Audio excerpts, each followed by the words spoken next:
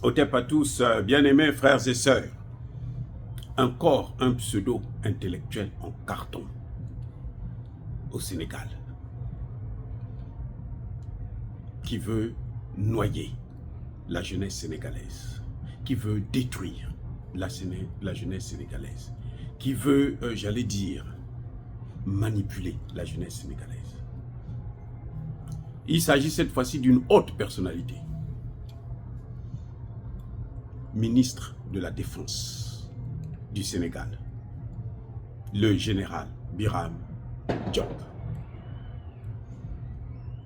Un général en carton. Ça, c'est moi qui dis. Et je vais expliquer pourquoi je dis un général en carton.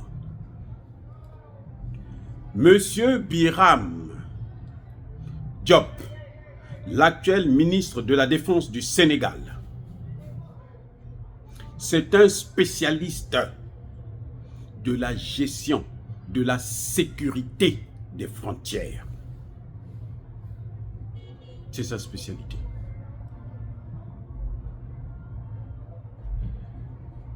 Il a représenté l'Afrique parce qu'il était le conseiller du secrétaire général de l'ONU dans le domaine militaire.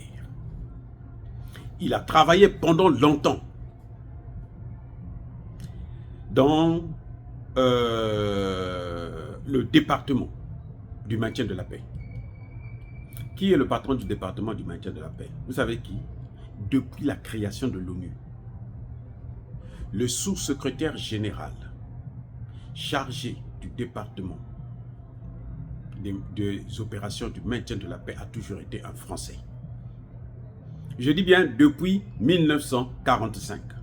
Ça a toujours été un Français. Donc lui, s'il a travaillé dans ce département, il avait pour chef qui? Un Français. Et s'il est resté longtemps là-bas, ça veut dire quoi? Ça veut dire que c'est un France-Africain. Maintenant, ce général a une particularité. Bien que France-Africain, il a fait une bonne partie de ses études militaires aux États-Unis. Et il a travaillé pour Africom, la force militaire américaine pour l'Afrique. African Command. Alors, c'est un homme de réseau. Comme son maître, ou ses maîtres, Ousmane Sonko et Bassirou Diomaye Faye. C'est pour ça qu'il a été nommé ministre de la Défense. C'est un choix décidé par les Américains et les Français. D'abord les Américains avec l'accord des Français. Et pourquoi on va prendre un type comme ça pour gérer le département des affaires et de la défense? Parce qu'ils veulent faire la guerre à l'AES.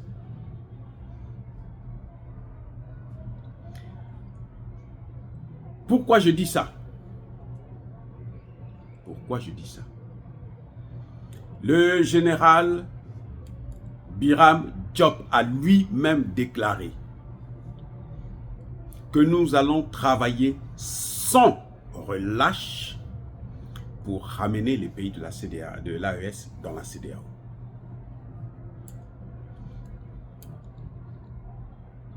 Vous comprenez? Qu'est-ce que ça veut dire travailler sans relâche? Ça veut dire qu'on ne va pas laisser ces pays-là respirer. On va les harceler jusqu'à ce qu'ils reviennent dans la CEDEAO. Vous comprenez? Hey, mamie. Allez-y dire encore, allez-y dire à Mokhtar Ba de venir encore nous dire que non, oh, là aussi, il faut lui laisser le temps.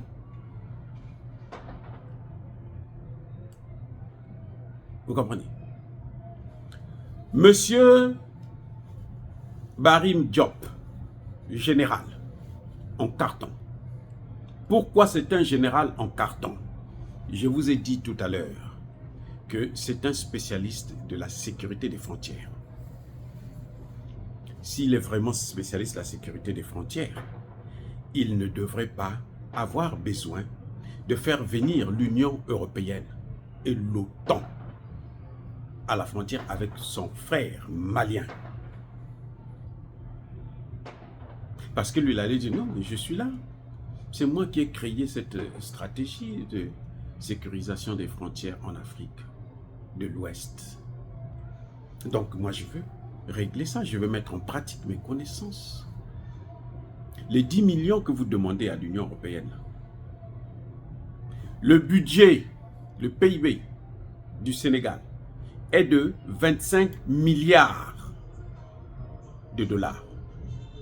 Dans 25 milliards, si vous enlevez 10 millions, c'est comme si vous n'avez rien enlevé. C'est même pas 1%. Donc, vous enlevez 10 millions, vous le donnez à Biram, qui assure la sécurité des frontières. Mais en fait, c'est parce que la sécurité des frontières, ce n'est pas leur problème. Leur problème, c'est le harcèlement du Mali. Empêcher le Mali à s'émanciper. Stopper l'émancipation du Mali, du Burkina Faso et du Niger. C'est pour ça que ce type-là a été nommé à la tête du ministère de la Défense. Ousmane Sonko l'a nommé parce que Ousmane Sonko lui-même, il vient des réseaux de la France-Afrique et de l'Amérique-Afrique. Sinon, il n'allait pas le nommer. S'il y a quelqu'un qui voulait l'indépendance, la souveraineté, la rupture, il n'allait pas nommer un type comme ça. Parce que tu es Premier ministre, tu ne peux pas nommer quelqu'un que tu ne connais pas. Tu dois au moins lire son CV. C'est pour ça que je dis c'est un général en carton. Je le répète, je persiste et je signe. C'est un général en carton. D'abord parce qu'il n'est pas capable d'assurer la sécurité des frontières du Sénégal avec le Mali. Il est obligé d'appeler des étrangers qui vont venir tuer des Sénégalais en premier. Ça c'est un. Deuxième élément qui montre que c'est un général en carton. Il a été conseiller du sous-secrétaire général de l'ONU chargé des opérations du maintien de la paix. Citez-moi une seule opération du maintien de la paix de l'ONU qui a apporté justement la paix, notamment en Afrique. Citez-moi une seule. Moi, j'ai eu l'occasion de travailler dans les missions de maintien de la paix. Je ne cache pas. Mais je n'étais pas chef, je n'étais pas comme Biram Diop. Parce que si j'étais comme Biram Diop, vous aurez dû voir des changements. J'ai été en Haïti. Ceux qui ont travaillé avec moi, mes frères et sœurs haïtiens qui ont travaillé avec moi, ils savent ce que je vaux. Bref, citez-moi une seule opération. En Haïti, Haïti est aujourd'hui dans les mains des gangs. Haïti n'a même pas d'armée. Ce sont des gens comme ça qui conseillaient à ce qu'on ne puisse pas avoir une armée, alors que c'est l'armée qui assure la sécurité d'un État. Ce n'est pas la police. La police, c'est pour les opérations internes. Le petit banditisme et autres. Mais la sécurité du territoire national, c'est l'armée. Comment vous avez un pays, vous n'avez pas d'armée? Ça n'a aucun sens. Quelle opération? Oh, la MONUSCO? Biram peut se vanter pour ça. La MINUSMA? Biram peut se vanter pour ça. L'ONUCI? Biram peut se vanter pour ça. La MONUSCA ou je ne sais pas quoi, là, Mission des Nations Unies en Centrafrique. Tu es conseiller du sous-secrétaire général. Celui qui organise les missions de maintien de la paix. C'est pour ça que vous les voyez d'abord, c'est en Afrique. Toutes les missions actuellement, c'est en Afrique seulement. De maintien de la paix, c'est en Afrique. Et ça ne marche pas. En Somalie, partout où ils sont passés, c'est l'échec. Donc, il était conseiller de quoi? Vous savez, ce type-là est un doctorant. Ce qu'on appelle doctorant, c'est quelqu'un qui est en train de préparer un doctorat.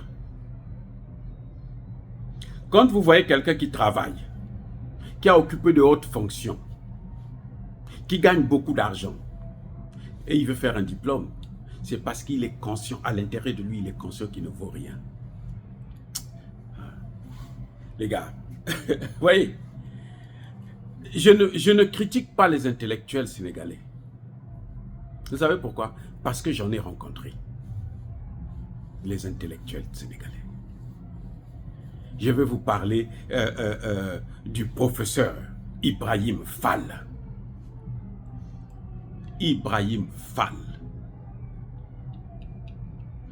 Je rencontre l'ambassadeur Kébé, un Sénégalais. Il était l'ambassadeur de l'Union africaine, ici à New York. Je le rencontre. Il me dit, il faut que tu rencontres le professeur Fall, sous-secrétaire général de l'Organisation des Nations Unies, chargé pour le département Afrique. Je dis, ah bon? Je dis, il n'y a pas de problème. Il m'aide à prendre un rendez-vous avec lui, le professeur Fall. Quand j'arrive à rencontrer le professeur Fall, la première fois dans ma vie que je rencontre un homme, j'ai un rendez-vous avec lui. Quand j'arrive, il me fait asseoir dans son bureau et puis il me fait le résumé de mes travaux de recherche. J'ai eu la chair de poule. Ça c'est la crème du Sénégal. J'ai malheureusement pas eu l'occasion, j'étais trop jeune, de rencontrer Cheikh Anta Diop. Mais j'ai rencontré des Sénégalais, mais alors, c'est que la matière. Mais ce n'est pas la pacotille que vous voyez là. Ceux qui parlent beaucoup là, pour ne rien dire et ne rien faire, de bon. Donc quand je dis que le général Biram Diop, c'est un général en carton, parce qu'il n'a jamais fait la guerre, il n'a jamais fait ses preuves. En mission des Nations Unies, il a échoué. Il n'a jamais fait quelque chose de particulier. Toutes les missions des Nations Unies ont échoué. Dans à quoi il servait? Là, pour assurer la sécurité de la frontière entre le Mali et le Burkina Faso. Une frontière qui n'est pas aussi dangereuse que la zone des 3 frontières. Il n'est pas capable d'assurer cette sécurité. Il va prendre tout un continent pour venir recoloniser le Sénégal. Et vous me dites que ça, c'est un général sérieux. C'est la poubelle. C'est la pacotille. C'est la pacotille. Vous voyez, donc il faut que la jeunesse sénégalaise puisse prendre ses responsabilités, mais surtout ne pas se décourager. Vous voyez, ce que j'ai pu reprocher, je peux reprocher à cette jeunesse, c'est de se faire manipuler très facilement.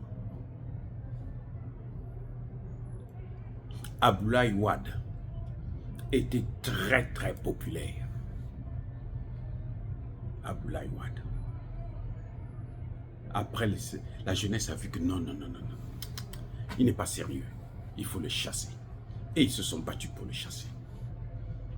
Ils ont amené, ce sont les Sénégalais qui ont amené Macky Sall. Macky Sall, quand il est arrivé, il était comme le Sonko, là. Et Bassirou, très populaire. Après, on a vu comment... Ceux-là aussi, c'est la même chose. J'espère que la jeunesse sénégalaise prendra la graine et maintenant va réfléchir un peu plus avant de s'engager pour soutenir un autre vagabond. Eh oui. Parce qu'on ne peut pas continuer à soutenir des bandits qui viennent, qui vous amènent des morts et qui détruisent le pays, qui prennent le pays, qui mettent le pays dans les mains des Occidentaux. Parce que pour récupérer, le problème c'est que pour leur donner le pays c'est facile, mais pour récupérer c'est là où il y a des problèmes. Ça devient très très dur. Vous allez perdre beaucoup d'hommes. C'est pour ça que nous parlons, nous vos aînés, nous parlons à cette jeunesse-là. Quand je disais que Ousmane Sonko c'est l'homme des Américains, mais quelles sont les insultes que j'ai reçues? Aujourd'hui, on s'aperçoit que son ministre de la Défense, c'est l'homme des Américains. Pour cette réunion qui concerne la CEDEAO, c'est le ministère des Affaires étrangères. On a écarté le ministre des Affaires étrangères, on l'a mis là. C'est-à-dire qu'on a demandé expressément au ministre des Affaires étrangères, toi, tu ne te mêles pas de ça. Parce que la CEDEAO est en guerre contre l'AES. Donc, il faut quelqu'un qui va avoir un discours de guerre. Et c'est pour ça que lui, il est en train de faire ce cinéma. Il est en train de faire ce cinéma-là, pourquoi? Parce qu'il se dit que ce n'est pas lui qui va faire la guerre. C'est l'OTAN qui va faire la guerre. C'est encore une autre guerre par proxy qu'il est en train de nous amener, que Bassirou et Ousmane Sonko sont en train de nous amener en Afrique. Une guerre par proxy. Et vous savez comment ça se termine? Ça se termine comme Zelensky aujourd'hui, qui est en train de s'affoler. Parce que malgré le soutien des Occidentaux, il n'arrive toujours pas à s'en sortir. Bien-aimés frères et sœurs, je suis désolé, mais je crois que ce général-là, il s'est trompé d'époque. Maintenant, là, nous n'allons plus les laisser tuer nos petits frères, nos petites sœurs, nos enfants, nos petits-enfants, sans qu'on ne puisse dire un mot. Nous n'avons peut-être pas les armes comme eux, mais nous avons, comme on dit sur Afrique Média, le ministère de la parole. Parce que nous savons, la parole a la puissance des balles. Et ce général en carton, qu'il sache que le Sénégal ne tombera pas, le Mali non plus, le Burkina non plus, le Niger non plus. C'est lui qui tombera avec sa France-Afrique, avec son Amérique-Afrique. Dire cela, c'est inciter à la haine ou à la violence, non. Yaba colère V. Yamalembe. Encore une fois de plus, bien-aimés frères et sœurs, je persiste et je signe.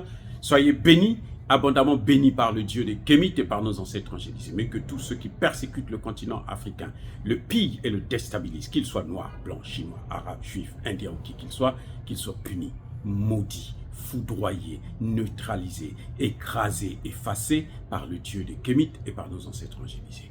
Vive l'Afrique éternelle, j'ai dit et j'assume.